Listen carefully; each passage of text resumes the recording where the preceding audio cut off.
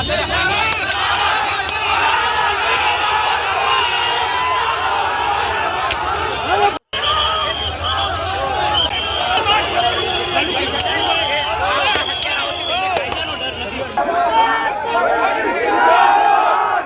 મિત્રો બનાસકાંઠા ભરત ચૌધરી હત્યા કેસ 20 ડિસેમ્બરે બનેલી એક ઘટના, 20 ડિસેમ્બરે થયેલી એક હત્યા આજે પણ ચર્ચામાં છે.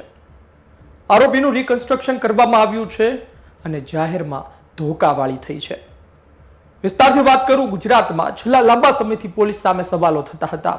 એક તો થરાદ પોલીસ સામે જિગ્નેશ મેવાણીએ જે મોરચો માંડ્યો, ત્યારબાદ દારૂ ડ્રગ્સને લઈ અને આ વચ્ચે 20 ડિસેમ્બરે અમદાવાદ પાલનપુર હાઈવે પર એક ખાનગી હોટલ પાસે ઉભેલા ભરતભાઈ ચૌધરી પર અને તેના મિત્ર પર 20 થી 25 લોકો હુમલો કરે છે અને ત્યારબાદ તેમનું મોત થાય છે. મામલો પૈસાની લેતી દેતીનો સામે આવ્યો, પરંતુ આ પ્રકારે હુમલો જાહેરમાં કરવો, હત્યા કરવી એ શું શક્ય છે? ગુજરાતમાં આ પ્રકારની લુખ્ખાગીરી ચાલશે, ગુજરાતમાં આ પ્રકારે અસામાજિક તત્વોનો આતંક ચાલશે, તેવા સવાલો શરૂ થઈ ચૂક્યા હતા. આ વચ્ચે તેમની ધરપકડ કરવામાં આવી, 8 દિવસના રિમાન્ડ માંગવામાં આવ્યા છે, લોકો વચ્ચે રિકન્સ્ટ્રક્શન કાઢવામાં આવ્યું અને આ વચ્ચે પોલીસે ધોકાવાળી કરી હતી, માર માર્યો હતો. કેટલું યોગ્ય છે એ વિશે પણ આપણે માહિતી મેળવવી છે. પહેલા તમે સાંભળો કે પોલીસે શું કહ્યું.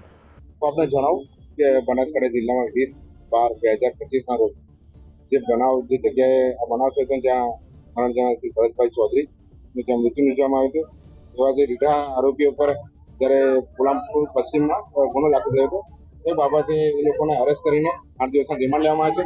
તે રિમાન્ડ અન્વયે ખાસ કરીને આજરોજ જે જગ્યાના જે રિકન્સ્ટ્રક્શન પંચનામું કે જ્યાં તેઓ ભેગા થયા અને જેમને ત્યાં કાવતરું કર્યું હોય અને ત્યાર પછી જે બનાવની જગ્યા ત્યાં લોકો આવ્યા છે, તે રિકન્સ્ટ્રક્શન પંચનામું પોલીસ દ્વારા કરવામાં આવ્યું છે અને પૂરતો પોલીસ કાફલો બંદોબસ્ત સાથે કરવામાં આવ્યું છે. હજુ પણ આમાં ઊંડાણપૂર્વક તપાસ ચાલી રહી છે, જે પાલનપુર પશ્ચિમ પીઆઈ અંકુર દેસાઈ ચલાવી રહ્યા છે અને જે અન્યવાય જે પણ કોઈ વિગતો હશે કે બીજાની આરોપી હશે તે બાબતે આપણે માહિતગાર કરવામાં આવશે. આભાર.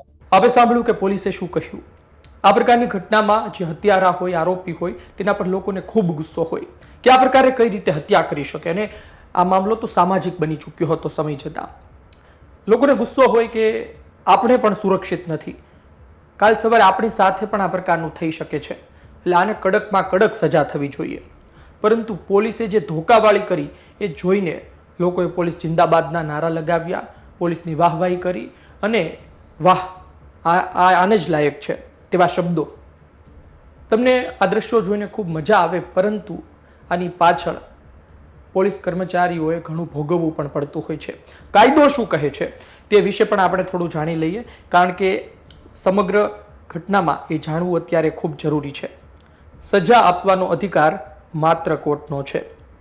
ભારતીય ન્યાય પ્રણાલી મુજબ પોલીસનું કામ માત્ર ગુનાની તપાસ કરવાનું અને પુરાવા એકઠા કરવાનું છે. આરોપી ગુનેગાર છે કે નહીં અને તેને શું સજા મળવી જોઈએ તેનો નિર્ણય કરવાનો અધિકાર માત્ર ન્યાયતંત્ર પાસે છે.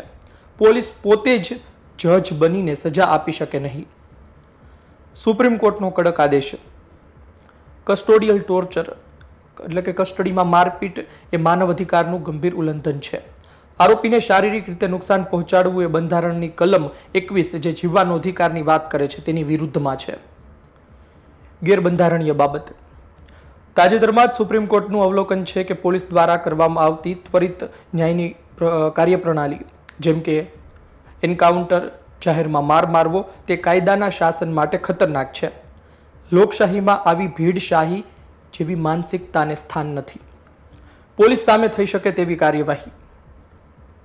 જો કોઈ પોલીસ અધિકારી રિકન્સ્ટ્રક્શન દરમિયાન આરોપીને માર મારે, જેના સીસીટીવી કે વિડીયો રેકોર્ડિંગ્સ અધિકારી સામે પુરાવા તરીકે વાપરી શકાય. જ્યારે આરોપીને મેજિસ્ટ્રેટ સમક્ષ હાજર કરવામાં આવે ત્યારે તે પોલીસ વિરુદ્ધ મારપીટની ફરિયાદ કરી શકે. કાયદો હાથમાં લેનાર પોલીસ અધિકારી સામે તપાસ થઈ શકે અને સસ્પેન્ડ પણ થઈ શકે. રિકન્સ્ટ્રક્શનનો સાચો હેતુ. રિકન્સ્ટ્રક્શન એટલે કે ઘટનાનું પુનરાવર્તન માત્ર એ જાણવા માટે હોય છે કે ગુનો કઈ રીતે આચરવામાં આવ્યો, જેથી કોર્ટમાં પુરાવા મજબૂત બને.